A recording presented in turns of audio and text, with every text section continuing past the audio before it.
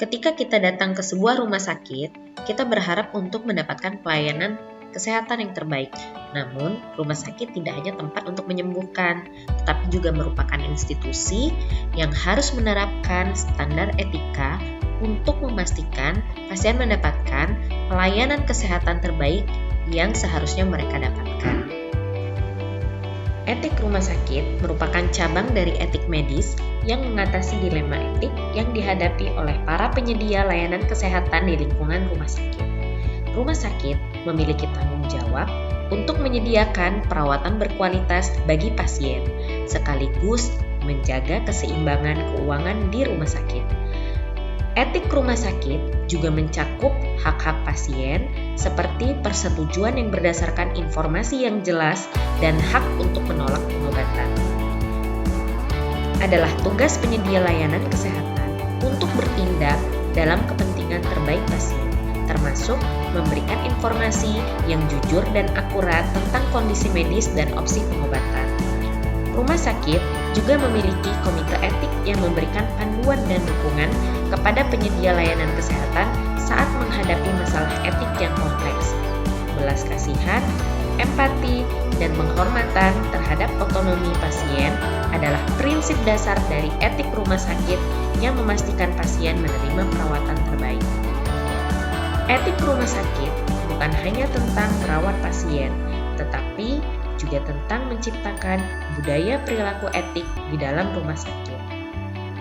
Staf rumah sakit harus mematuhi prinsip etik dalam semua aspek pekerjaan mereka, dari perawatan pasien hingga pengambilan keputusan administratif.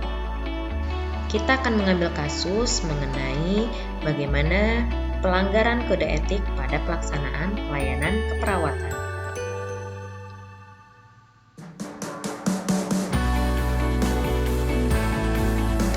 Menurut Undang-Undang Republik Indonesia Nomor 38 Tahun 2014, perawat adalah seseorang yang telah lulus pendidikan tinggi keperawatan, baik di dalam maupun di luar negeri, yang diakui pemerintah sesuai dengan ketentuan peraturan perundang-undangan. Pelayanan keperawatan adalah sikap profesional perawat selaku pemberi pelayanan kepada pasien yang sedang menjalani proses penyembuhan untuk memberikan rasa nyaman pada diri setiap pasien melalui 5 dimensi mutu, yaitu reliability, responsiveness, tangibility, assurance, dan empathy, yang diharapkan menimbulkan perasaan puas pada diri pasien.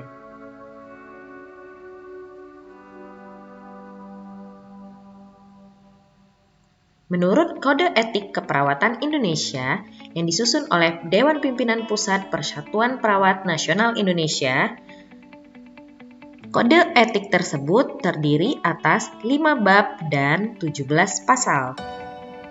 Bab 1 menjelaskan tentang tanggung jawab perawat terhadap individu, keluarga, dan masyarakat.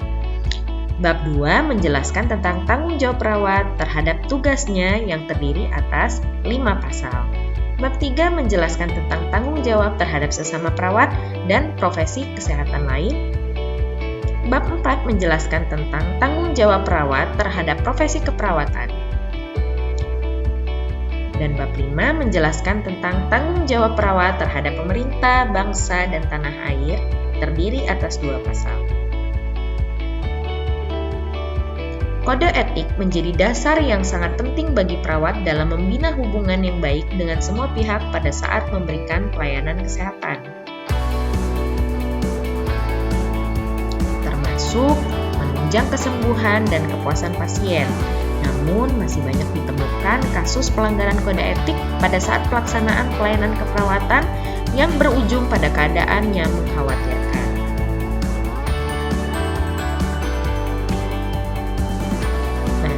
Contoh kasus pelanggaran pada pelaksanaan pelayanan keperawatan. Pada Rumah Sakit Umum Daerah Pasiran Lumajang diduga telah memberikan obat kepada pasien probable atau kemungkinan tertular COVID yang dirawat di ruang isolasi. Dan ada beberapa kasus lainnya yang berkaitan dengan kode etik. Kasus salah pemberian obat ini terjadi kepada pasien bernama Asmuni pada 24 November 2020. Pihak keluarga curiga melihat reaksi pasien yang justru bertambah parah. Setelah dicek, ternyata obat yang diberikan perawat adalah milik orang lain. Berdasarkan kasus tersebut, terdapat pelanggaran kode etik keperawatan bab 2 pasal 2 yang berbunyi, perawat senantiasa memelihara mutu pelayanan keperawatan yang tinggi disertai kejujuran profesional yang menerapkan pengetahuan serta keterampilan keperawatan sesuai dengan kebutuhan klien.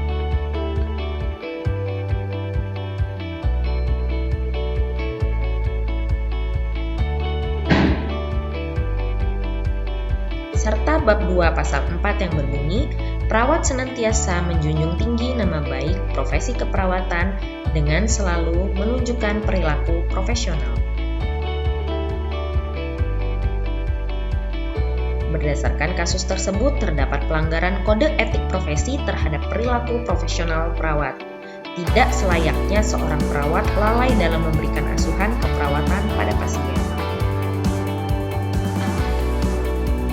Pemberian obat yang salah pada pasien dapat berdampak buruk pada kondisi fisik dan ketidakpuasan pasien dalam pelayanan kesehatan. Adanya rasa ketidakpuasan dapat berdampak buruk pada citra perawat dan rumah sakit di mata masyarakat. Pasien akan berpikir perawat tersebut tidak melaksanakan tugasnya dengan profesional.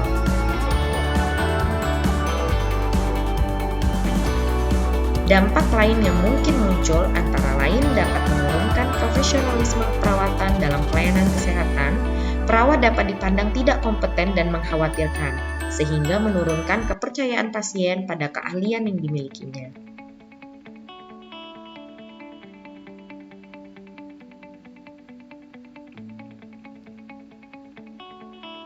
Dengan adanya pelanggaran yang dilakukan perawat menandakan bahwa perawat tersebut belum memahami tentang kode etik dan nilai profesionalisme dalam keperawatan.